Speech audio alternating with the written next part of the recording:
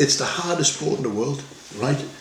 And please believe me, I've been battered by the best. You have? Well, yeah, well, Tyson's one. 2 years. 2 years, yeah. 2 years made me cry loads of times, hospitalised me a couple of times. But I earned great money, Ben. I earned great money. And the money I earned helped shape my brothers and sisters' lives. One of my sisters went to university, become a chartered accountant. My other sister went out to America. She's married to him. He's retired now, policeman in America. My brother bought his first milk float. He's got 5 now. You know, so help shape my brothers and sisters' lives. The longer I lasted with Mike, the more money I earned. The more money I earned, the more money I could send home to my family. Did you ever get close to going down? Was there a moment in the ring? I held on to him, Liam. I held on to him so tight. You wouldn't have got me off from the crowbar. I was knocked out. I'm not ashamed to say I was knocked out. I was on my feet. Right. I was gone, holding on for dear life, you know. Because if he'd have shook me off, I'd have just fell down. But you never did. No, I needed Lennox Lewis. Lennox hit me some hard punches, right. You know. But psychologically in my mind, I thought if I could take Mike Tyson's punishment, I could take Lennox's. I wouldn't let him put me down. But I've been put down. Yeah. No chance I've been put down. My dad used to call me for my runs in the morning, and I was after work on the door the night before. I was so tired, Ben. I said, Dad, I don't want to go run and drag yourself out of bed. It's like dragging yourself off the deck when you get decked. I said, Dad, no one's going to deck me. No one's going to put me down. 1987 at the World Championships, Acropolis Games. I beat an Italian, Luigi Guadiano, who had beaten me before. Stopped me in the 3rd round. I was swallowing blood. He damaged my nose in the 3rd round. I was tired and I sucked in the blood and I went down the back of my throat and I spat it out. My gum shit came out with a big mouthful of blood. Stopped the fight because I got a choking sensation. I was doing okay in the fight, but I boxed him in Greece and I beat him in the 2nd fight, but he damaged my eye. And then I boxed a Canadian, French Canadian, who damaged my eye even more. So come the semi-finals, I'm at the medal stage, my eye was more or less completely closed. But the Greek, Georgios Stepanopoulos, had got a bye in his first fight, won his 2nd fight, now I'm into his 3rd fight. If they'd have given him a bye into the final, he would have had 2 byes, 1 fight against the Dutchman who would have to have 3 fights. So they let me box. And I've come out, my 2 trainers, Jerry Hanna and Mickey Hawkins, said, Joe, you can't box, your eye's too badly damaged. I said, the doctor said I can fight. The doctor didn't even look on my face. He put the stethoscope on my chest and pushed me out. I didn't think I was going to pass the medical because my eye was gone. Right. So I said, I've got 1 round. I've got the thing. I went at him, I wasn't even a puncher, but I went at him like a bat at him. I've got 1 round. Eye completely closed, end of the 1st round. I come back to my corner. They said, we're going to retire. I said, no, I can't retire. I can't retire. He caught me, right? And I was in bed. He caught me. I couldn't see the punch. Bang, I'm on the back.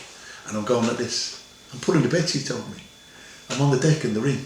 And I couldn't find the bed sheets. Truth God, like I'm saying, I rolled onto my side, this eye was closed, this eye's open now, and I saw the referee go 5. So from the time he hit me, to the time I fell, to the time I rolled onto my side, at least 15 seconds, I was asleep. So I dragged myself up onto but my cornermen, they thought I was calling them into the ring. I wasn't, I was pulling the bed sheets over me. I couldn't find the bed sheets, man. I couldn't find the bed sheets. So I got up and I staggered into their arms, but I got beat on my feet. I remember phoning my dad. I got the bronze medal, he got the gold, he beat the Dutchman in the final, Van der Leyden. So I lost to the eventual gold medal. It's Georgios Stepanopoulos. They all said to me afterwards, they called him Georgios Step on top of us. Because he knocked me down, right? So I remember phoning my dad, I said, Dad, I won a bronze medal. Well done, son, that's fantastic. I said, Dad, remember you said about getting decked, like dragging yourself out of bed? You got decked? I said, yeah, I'm alright, Dad. I said, my left eye's closed.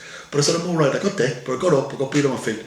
I said, it was exactly like you said. It was like being asleep. It was the funniest, strangest feeling. Because you're knocked out, but you don't know. No. You just bang, put to sleep, and I was asleep. Some nights when I can't sleep, I wish I could get in touch with Georgios. Just put us asleep, will you?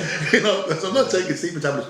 But some days, you know, I go very fat some days, right? Sometimes I don't train, Ben. Liam see me fucking up and down like Billy Bunter. Because I love my food. You know what I mean? I just love my grub. But if I've got a reason to train, when I was boxing, I had a reason to train. I really should train for my health, but I love food. Do you know what I mean? Some people eat to live, I live to eat. I just love food, right? So some days I go real fat. I went up to nearly 30 stone, right? So this particular day, you know, you've seen me, you've seen me barely. That's why you're looking great at the moment. So this day, whatever I'd done, I had a great day. So I see my dad, I said, Dad, I'm walking on air. He said, you fat fuck. He said, fucking reinforced concrete wouldn't carry you, fucking size you.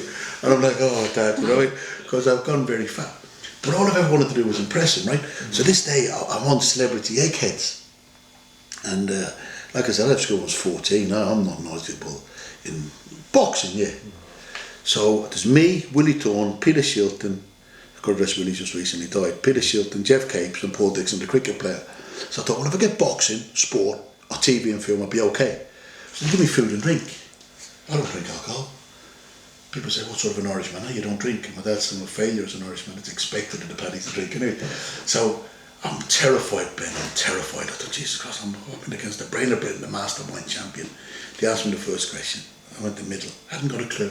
And it was the middle. So relieved, got a question right. The egghead, question right. Second question, the middle. Hadn't got a clue. Second question was right, the middle. Again, 2 right. I'm buzzing now, buzzing, right? So they asked the egghead, he gets his right. Third question, they went, where's the avocado from? I went, the avocado's a pear. I know that, because I used to eat them when I was boxing, full of energy, glucose. I said, yeah, the avocado's a pear, I said, it's full of energy. I said, I used to eat them when I was boxing. But I don't know where it's from, give me the clues. They went, Australasia, the Americas, or Europe. So when it can't be the middle again, the Americas. So I went, Australasia, the biggest landmass, and it was the Americas. So, egghead got his right. They said, brilliant, Joe, you pushed the mastermind brain of Britain to the wire. 2 questions right out of 3. Well done. So I've gone to the green room, Willie Thorne, Peter Shilton, Jeff Capes and Paul Dixon. I'm on my phone loudspeaker. I went, Dad, what's wrong, son? No, Dad, I got 2 questions right out of 3. Well done, son, that's great. I said, Dad, they said I pushed the Mastermind Champion, the brain of Britain, to the wire. He said, son, it doesn't say much for the Mastermind Champion now. You pushed him to the wire. I went, thanks, Dad. And the 4 of them on the speaker. I went, oh, for fuck's sake. You know me, Dad, he's straight. But Dad, fucking hell, son, it doesn't say much for the Mastermind Champion. If you pushed him to the wire. I went, no, thanks, Dad. Remember your dad meeting Tyson at your book launch? Buckled. Yeah. Buckled, twisted drunk, my dad and Mike. He was at the bar, Mike with his arm around the ladder. Mike's trousers were hanging down.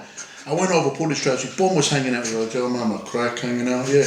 Put it all over the Irish newspapers and all. Tyson gets paralytic drunk with Mr. Egan, Joe Egan, Big Joe, the real Big Joe. But you were filming me dad straight in my Mike's, remember me dad, Mike and me dad are like that. They were, weren't they? Fucking great crack, yeah. They've had some great crack over the years. Yeah. They've had some great fun over the He years. really likes it. Oh, they got on great, the 2 of them. You know, they've had drink, they got buckled together, the 2 of them.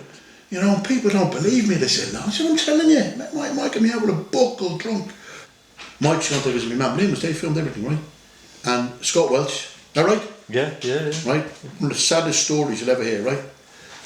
Mike's in, my mum's in my auntie's house because she'd had a lump removed from her throat. She had we were worried it was going to be cancer, but blessing to God it wasn't. And she wasn't able to look after herself. The hospital had that MRSA scare. So they sent her home, but she went to her sister's house. So me, Scott Welch and Tyson have gone to see my mum. So Mike's son, and this is a man that can break bones with punches. And he's embraced the fragile old woman, right? She's had surgery on her neck and he's embraced her, right? And they got talking about different things and suddenly birthdays come up. And Mike's birthday's the 30th of June. My mum's birthday's the 12th of July and they're both of the same birth sign, Cancer.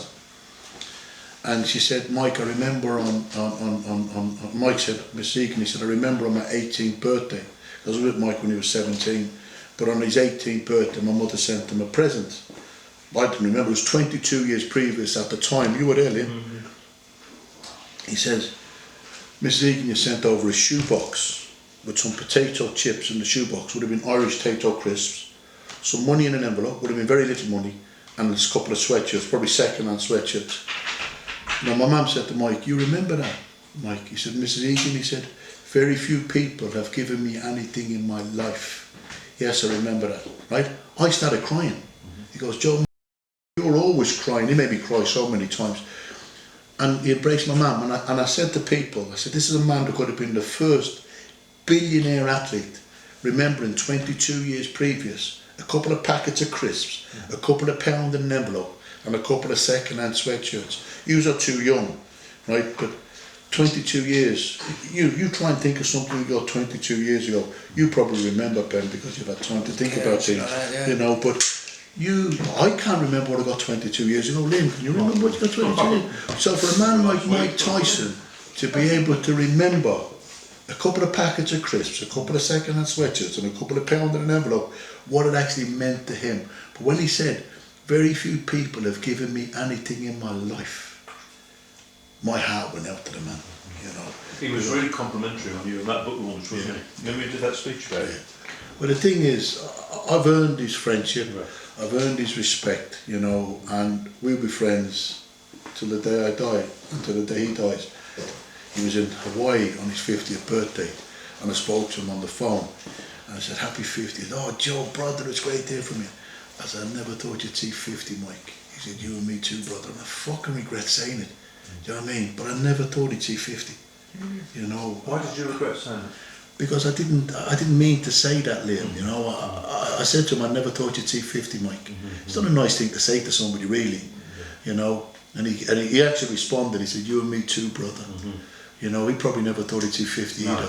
When you look at the men that have died around him, you know, the drugs abuse that he's had, what he's had to endure, and even what he's achieved in life, I wouldn't want his life.